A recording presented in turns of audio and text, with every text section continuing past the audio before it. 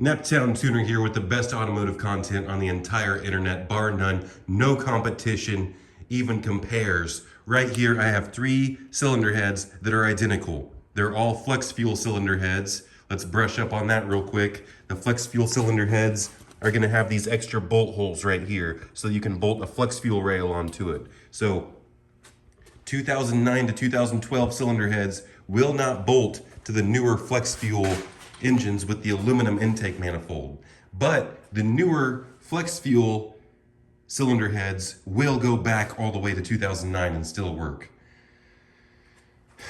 Let's get into the meat and potatoes of this thing. I took all 3 of these cylinder heads to different machine shops. I live in the local central Indiana location called Indianapolis. It's actually the state capital. And this cylinder head right here came from a local machine shop by my house. That would be on East 30th Street. The name of this place is going to be called Steve Schmidt Competition Engines.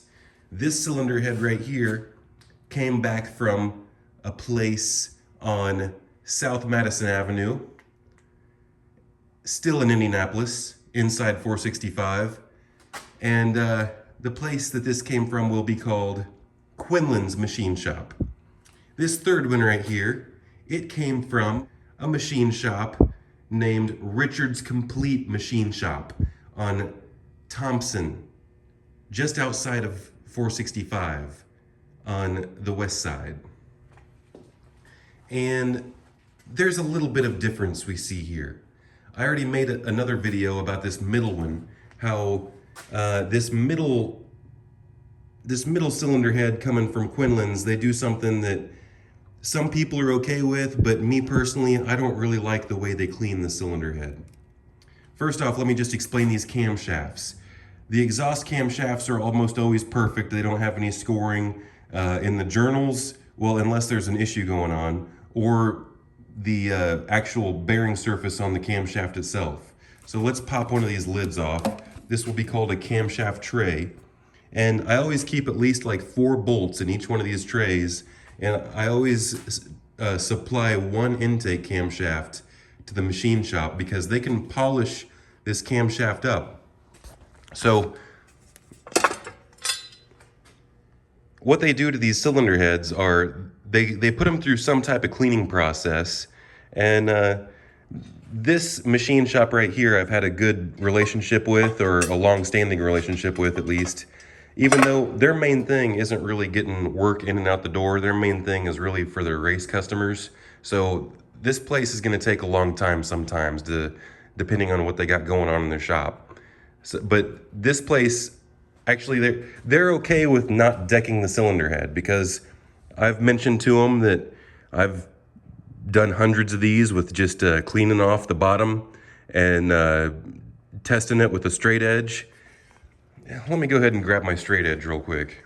I have a problem sometimes with getting too off topic, but this right here is a straight edge, and it's a little bit dirty right now. I didn't clean it from the last time I used it, but this thing is supposed to stay in this box and stay perfectly flat, level, and straight. And you're supposed to put it up against the flush surface of the bottom. Just pop this one over to the side if I got enough room.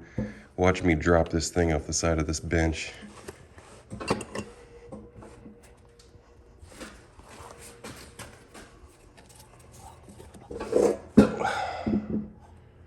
All right, I think it's gonna stay there. So what we can do is we can take this straight edge all the way across, and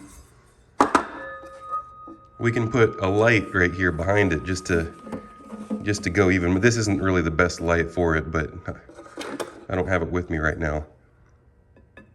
And we can also take a feeler gauge and see that this surface right here is perfectly flush and true.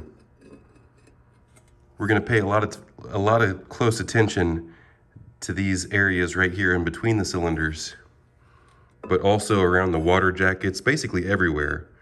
But that's your straight edge that you're gonna go all the way across and check with light and feeler gauges. Let's move on. So as I was saying, I load up an intake camshaft because if there's any scoring that's going to happen, typically I see it on the intake side. We have a camshaft bridge that likes to blow the screen out, and it likes to clog this oil orifice hole, and then it can restrict the oil passages all the way through here.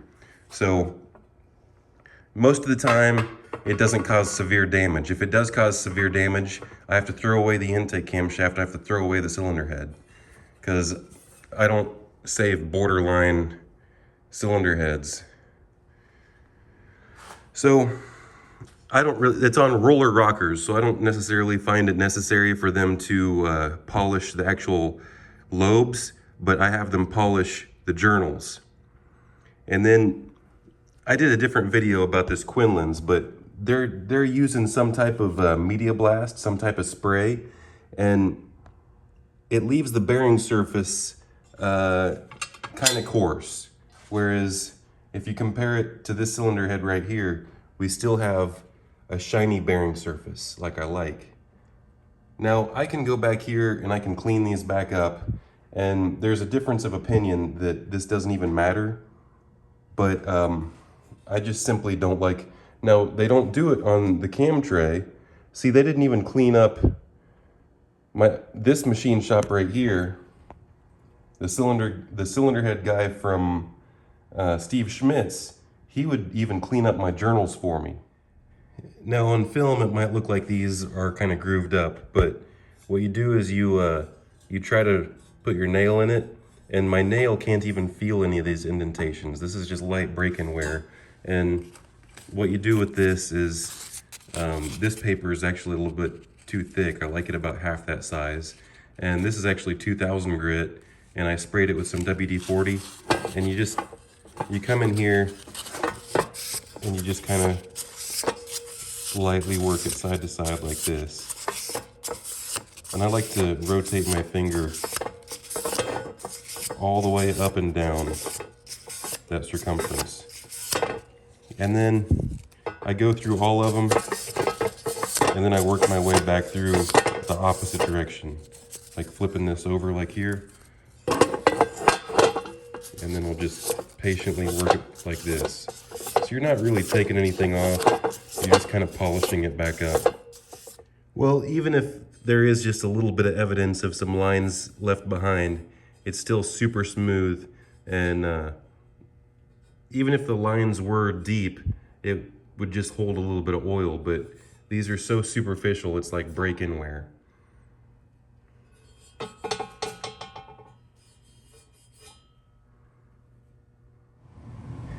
Now, like I brushed up with on this one, I've spent a lot of money at this cylinder head shop or machine shop, so they're okay with not decking the head. But these two places, I don't know if it's just their standard procedure at most machine shops, but I kind of feel like most machine shops will always want you to deck the head. I don't know if it's just an insurance policy for their rear, or if they just like to increase the ticket cost on every head, but I don't know. I'm not really going to give you an opinion one way or the other. Personally, in my opinion, if it doesn't need it, I don't like to do it for various reasons. One of them is I know it's just barely shaving almost nothing off, and it doesn't even amount to anything. But I still don't like it shortens the timing chain just a little bit. Some people would scoff at that quite a bit because I know it can adjust itself, but it lowers the compression just a hair. Whatever. I just like or raises the compression just a hair, it would be. All those things are so insignificant and they don't matter, but I just like to not touch it if it doesn't need it. And so far from what I've seen, the coolant doesn't corrode and make pockets in this aluminum or create warpage unless it overheated or something weird happened. And even though there's a problem with water pumps on these engines, I don't see cylinder head warpage. So I like it that this machine shop doesn't make me deck a head. They've only made me deck like 2 heads, and that was from very severe valve bendage.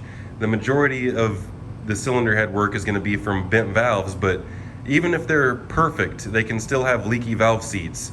And what the machine shop does is they take all the valves out. The exhaust guides actually have the most amount of wear. There's guides that these valves run in, and So I supply valve stem seals. They're the rubber seals that go over that keep the oil from entering the combustion chamber. They're not known to go bad either, but every time this thing comes apart, it always gets new valve stem seals.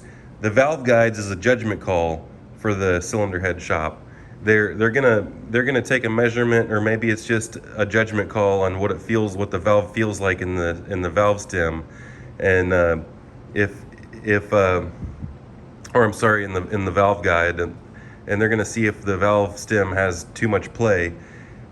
Most of the time, they're gonna go on the side of caution anyway, and if there's any kind of abnormal play or play at all, they're gonna suggest replacing those valve guides. So I don't use Chinese parts for the valves or anything, or whatever. I don't know where they came from, but I use Engine Tech. At least it's a name brand. I think it's a USA company, but I don't know for sure. But Engine Tech valves, Engine Tech valve guides. But actually, I switched over to integrated engineering valve guides. So they're the performance valve guides. You see this cylinder head surface on the bottom is completely decked and flushed, and everything looks brand new. These seats in the valves, they grind the seats, and they make sure that the valves fit perfectly and they're 100% sealed. So this one came from the Quinlins, and I already mentioned how they do some kind of media blasting spray, and it leaves these journals a little bit coarse. What I've been told is it's almost impossible to get some of that material out, but I don't know for sure. I like the way that these bearings still look shiny, and I like the way that Richards still leaves my bearings shiny. So I think I'm gonna continue going with those two people. And this one, I made a comment to him that, man, yours look really clean, but it makes me feel like an idiot now at this point, because what I figured out was this is obviously spray paint. This is supposed to be black. And their cylinder heads look exactly like the other two people's cylinder heads. This is what they look like once they come back from the machine shop. There's still crustiness all over it. Still looks crusty. And even on this one, I don't know if this is some type of hot tank or whatever, but you can still see some of the dirt left behind. They didn't get everything clean. Now this is the cam tray that I'm scrutinizing, and of course the actual cylinder head they pay a lot more attention to. The actual cylinder head is a lot more clean than this tray. And of course this is just appearance anyway. This isn't going on the inside of the engine, so that makes the most sense. Now if you leave these plugs in, there's rubber O-rings on the bottom of these plugs, and I've left those plastic plugs in before, and whatever kind of hot tank or chemicals that they put it through will deteriorate those plugs. So I've learned to always take those out before taking them to the machine shop now. So basically my favorite machine shop out of all three of these has got to be the Richards Complete Machine Shop. Just to give you, prices keep on going up, but just to give you a rough estimate, if you don't have to put this is just labor, you're buying your own parts. But if you're just doing the machine shop stuff, just for labor, if they don't have to do valve guides, you're probably going to be around $200. And if they do have to do valve guides, you're probably going to be around $300 to $350. And that's going to include decking the cylinder head for the upper price. And it really all depends. But about the cheapest they're going to do just a basic valve job is maybe like a little bit less than $200. But that's just what you're going to expect from most places by the time you're out the door. And that's if you supply your own parts. And the parts are typically going to be valves, valve guides, and valve stem seals. The replacing valve guides is probably going to be about $20 to $25 a piece just for labor, just to do the typical 8 on one side. So if you're going by the quality of the bag, then you definitely have a better quality bag and packaging on Richards Complete Machine Shop as well. I don't know if this is the tool of choice I would have used on this, but it looks like they're using a rubber flapper wheel to get this clean. And this is the type of rubber flapper wheel that I was mentioning, and these things really don't work very well in my opinion, but more power to them if that's what they use, because these are kind of expensive. But you're never supposed to use these type of whiz wheels, these type of 3M discs, because these remove some serious material. Whereas this rubber just kind of takes the pad away and tries to take this off very slowly and carefully. And this stuff is no joke. This old anaerobic sealer, it's no joke. Neither is the carbon that likes to stick on the intake valves, but all these cylinder heads are 100% beautifully clean after they go through the machine shops. So that's another huge benefit.